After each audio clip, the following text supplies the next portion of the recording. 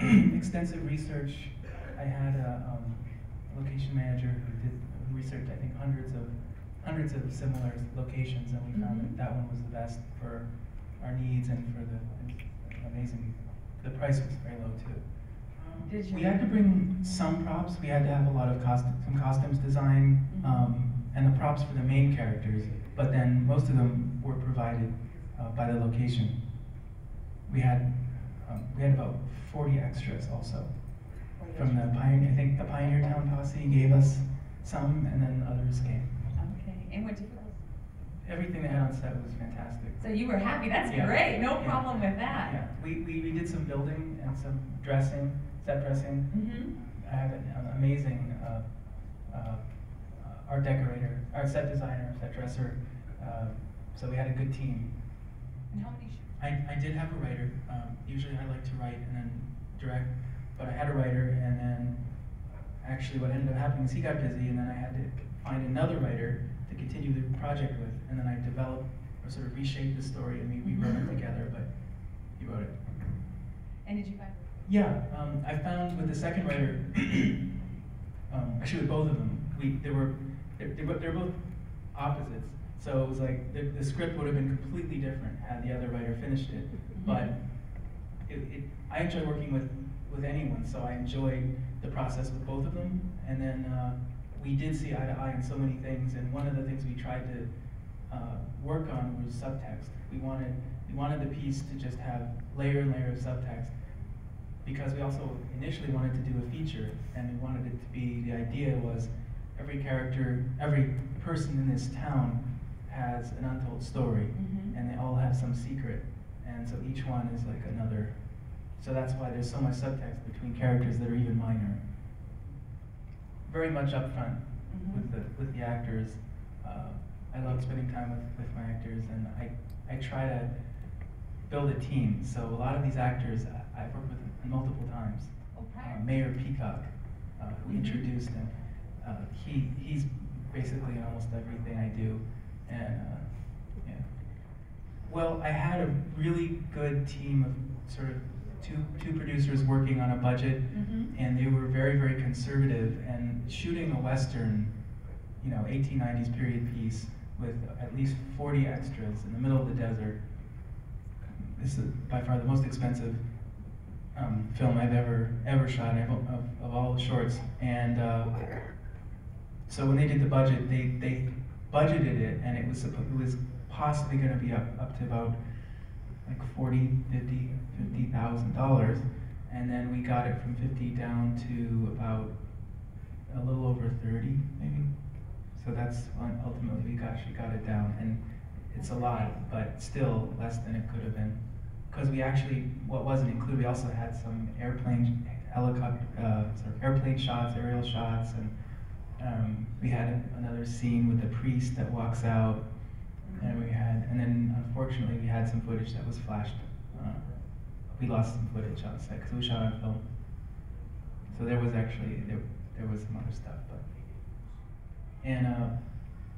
and he really liked the whole concept for the piece, and we enjoyed talking together, and so he said he would do it. I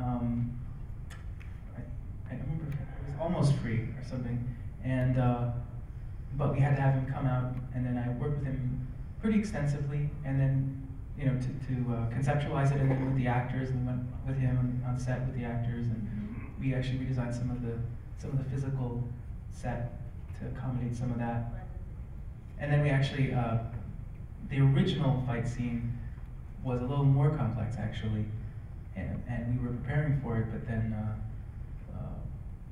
we couldn't do it for a couple of reasons. Well, basically an administrator at my school said you can't do that, so we had to scale it down. But it ended up all right, I think.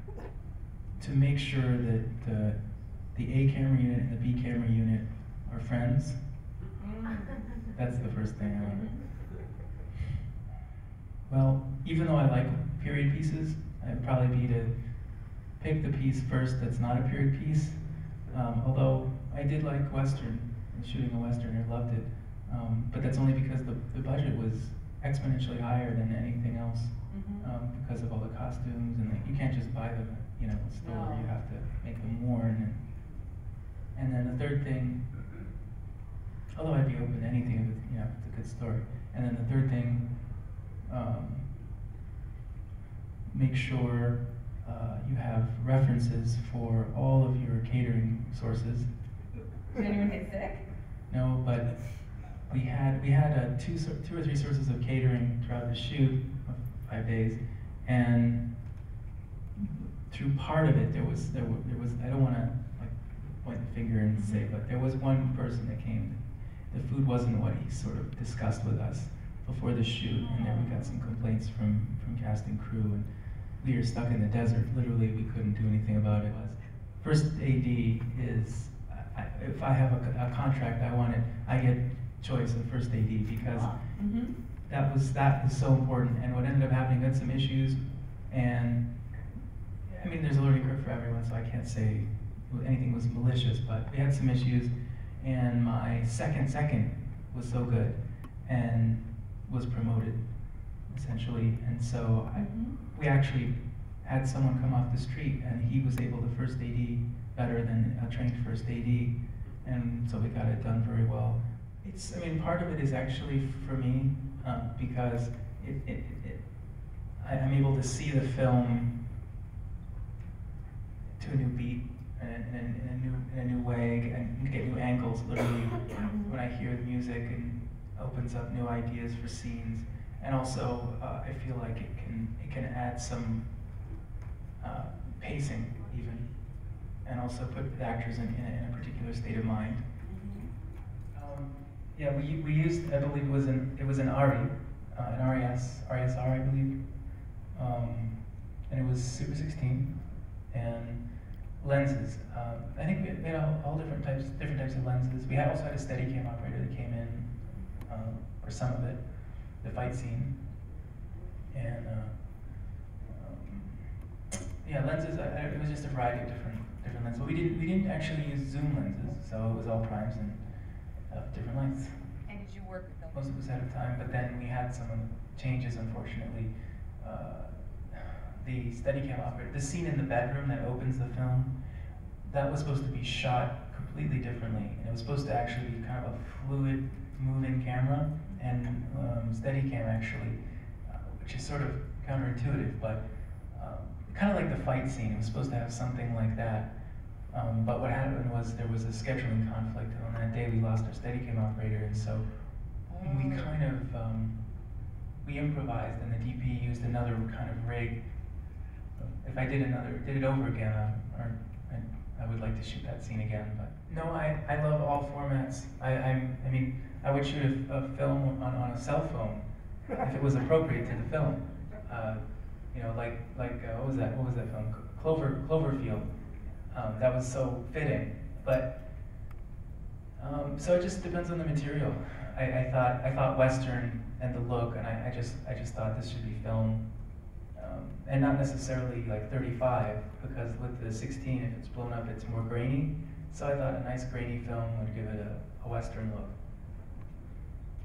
Working with people that I consider part of like a family or a team, like I said, like Mayor Peacock. I really love working with him, and I like working with that group of actors. So that's the most comforting and warm part of it, is to know that I can count on them again, and they're still contacting me repeatedly, asking what's next. So that's the most comforting thing, because I know I think when you have people you can develop shorthand with, it just makes your life as directing them easier, and you can actually accomplish more in less time. Well, you could say there are two makeup crews. There's the special effects makeup crew, and there's the visual effects makeup crew. So special effects was everything on set, what you might call squibs, blood shooting out of tubes, compressed air shooting blood around. That was on set. For that, we actually had a crew of 2. And then for the visual effects, we actually had to embellish on the blood in post-production. And so we had a crew of 2, who basically did some animation on blood to add more blood to it. I was really, really blessed to have a fantastic, brilliant composer. And we just see eye to eye on almost everything. And so we have sessions periodically, and sometimes he takes time, he needs some time, but the end product is always something very, very close to what I imagined when I made the film. So it's relatively smooth, but of course it's just gratifying to see something sound and hear like what I had hoped it would, because I think music is so important. I think it's, you know, maybe for 30 to 50% of the experience. I mean, I like linear plots, but I also like to be able to, I'm inspired a lot by a filmmaker named Adam Egoyan. I don't know if you know him, but he did a film called Calendar, he did Calendar Exotica, he did The Sweet Hereafter. And he loves to play with time and almost sort of throw the audience off for a little bit, and then they gather the pieces again. I don't know why, but I always like that. I like the idea of interruption, and then because I don't know, life just seems like a bunch of interruptions anyway to me.